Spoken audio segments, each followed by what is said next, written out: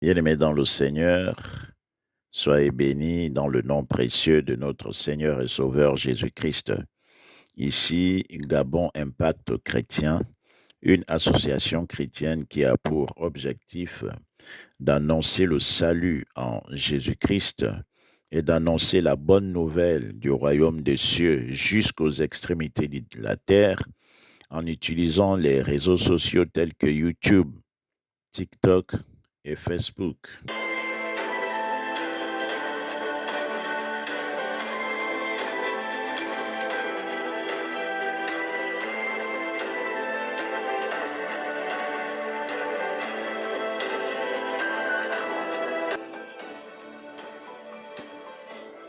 Bien-aimés dans le Seigneur, nous sommes dans la joie de vous retrouver ce jour pour partager à nouveau la bonne nouvelle du royaume des cieux. Et depuis quelques semaines, nous parlons de Dieu, qui est Dieu, comment il se présente et comment il agit. Et nous avons donc défini Dieu, selon Ésaïe 45 au verset 18, comme étant la source de la vie, l'unique, le véritable Dieu. Il est le créateur de toutes choses. Pour parler aux hommes et leur montrer l'exemple de vie d'un fils de Dieu sur la terre, il est descendu du ciel. Il a pris la forme humaine. Il est né à travers une vierge dénommée Marie. On lui a donné le nom de Jésus-Christ, Emmanuel. Et la prophétie que Dieu avait annoncée à Isaïe s'est accomplie. En prenant ce corps physique, le Créateur était à la fois vrai homme et vrai Dieu. Lorsqu'il est reparti au ciel, il a envoyé son esprit pour venir habiter dans le corps de tous ceux qui ont accepté Jésus-Christ comme Seigneur et Sauveur. Le Saint-Esprit est donc descendu sur terre et il vit désormais en nous. Lorsque Jésus-Christ était sur la terre, bien-aimé dans le Seigneur, il avait fait l'annonce d'un royaume inconnu aux hommes. C'est le royaume des cieux. Et il a dit que tous ceux qui donnent leur vie à Jésus-Christ naissent de nouveau. Et cette nouvelle naissance consacre leur enrôlement dans le royaume des cieux. Mais qu'est-ce que donc le royaume des cieux? Ce royaume est-il au ciel ou sur la terre? Quelles sont les caractéristiques de ce royaume?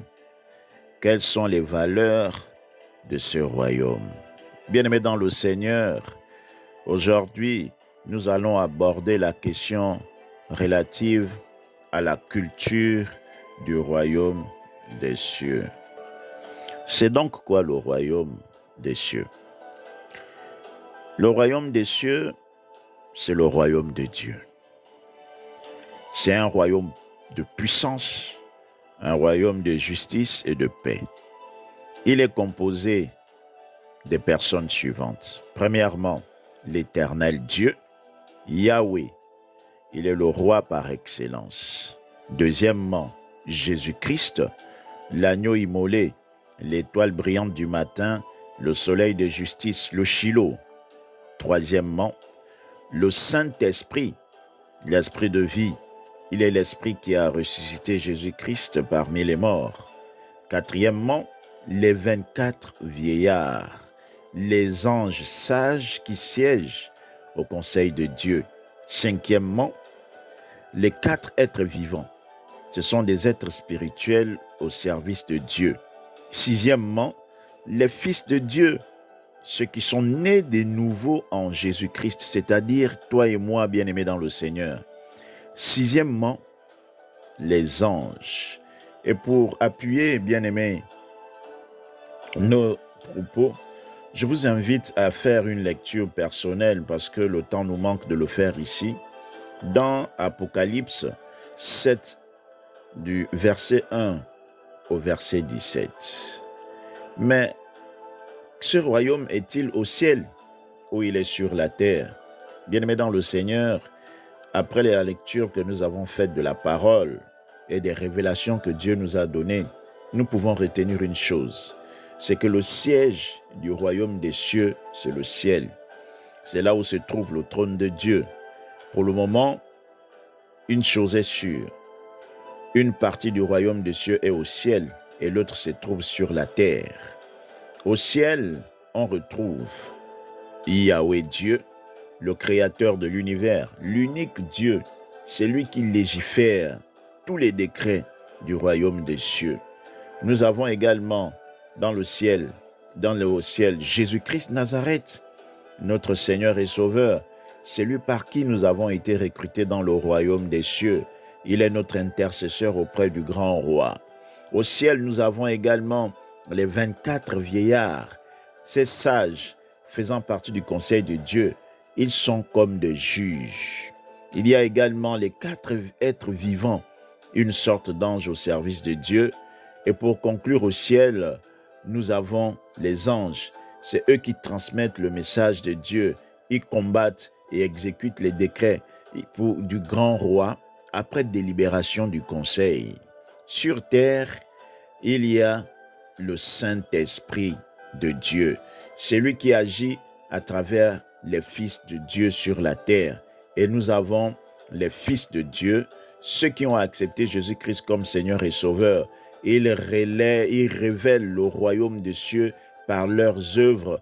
Ils sont la lumière du monde.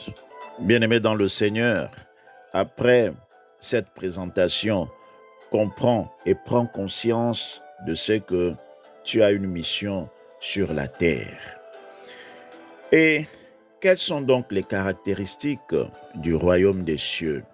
C'est un royaume caractérisé par la grandeur, la puissance, la richesse, la sagesse et l'amour de son Dieu.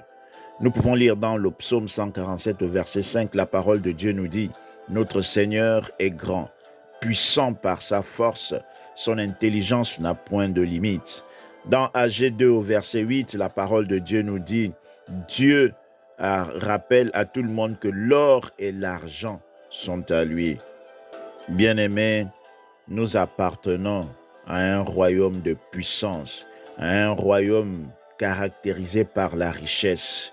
Oh, c'est une grâce. Mais quelles sont les valeurs que nous devons avoir en tant que citoyens du royaume des cieux? Bien-aimés dans le Seigneur, tout citoyen du royaume des cieux a pour valeur, premièrement, le Saint-Esprit de Dieu. Ah oui, bien-aimés dans le Seigneur, lorsque nous sommes citoyens du ciel, lorsque nous sommes citoyens du royaume des cieux, nous devons marcher par l'Esprit. Savez-vous, bien-aimés dans le Seigneur, qu'il y a des personnes qui naissent et leurs esprits sont chargés. Chargés de quoi? De l'héritage des esprits ancestraux, chargés des esprits de querelle, chargés des esprits de mensonges, des esprits de vol. Mais pour faire partie du royaume des cieux, il faut appauvrir son esprit de tous ces esprits ténébreux.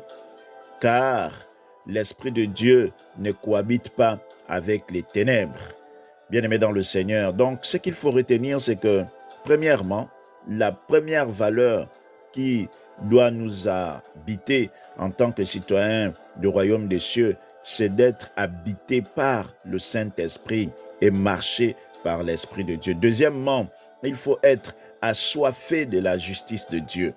Oui, bien-aimé dans le Seigneur, un citoyen du royaume des cieux ne fait pas sa propre justice. Il recherche la justice de Dieu, car en recherchant la justice de Dieu, assurément, il fera la volonté de Dieu, quelles que soient les circonstances, et même si cela n'est pas en sa faveur. Troisièmement, tout citoyen du ciel, tout citoyen du royaume des cieux est miséricordieux.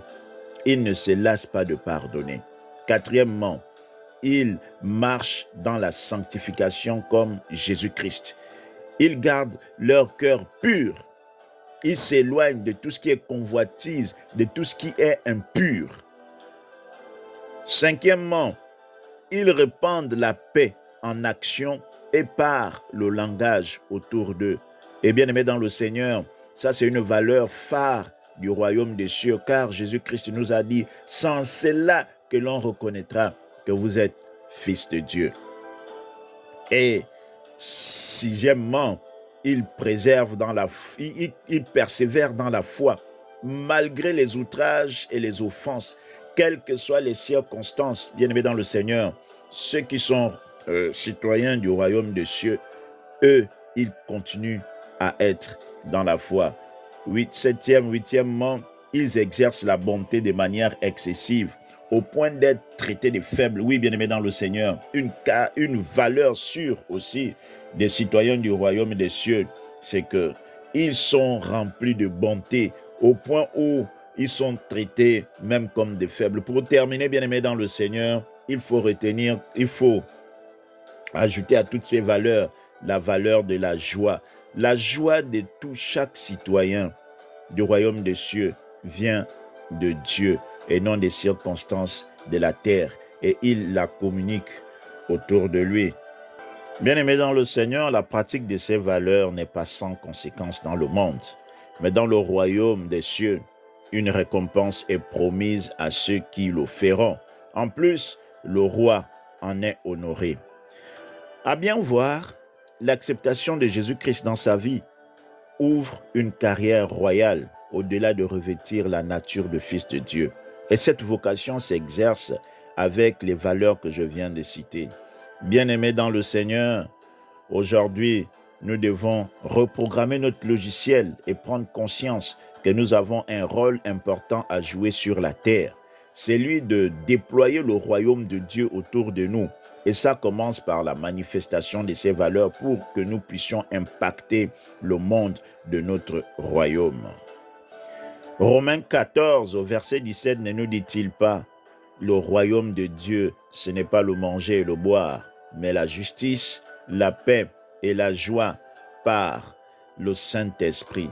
Bien-aimés dans le Seigneur, le temps nous manquerait si nous faisons la lecture de Matthieu 5, du verset 1 au verset 16. Je vous invite à le lire chez vous à la maison, mais ce qu'il faut retenir, bien-aimé dans le Seigneur, toi qui m'écoutes, c'est que tu dois prendre conscience de tes responsabilités.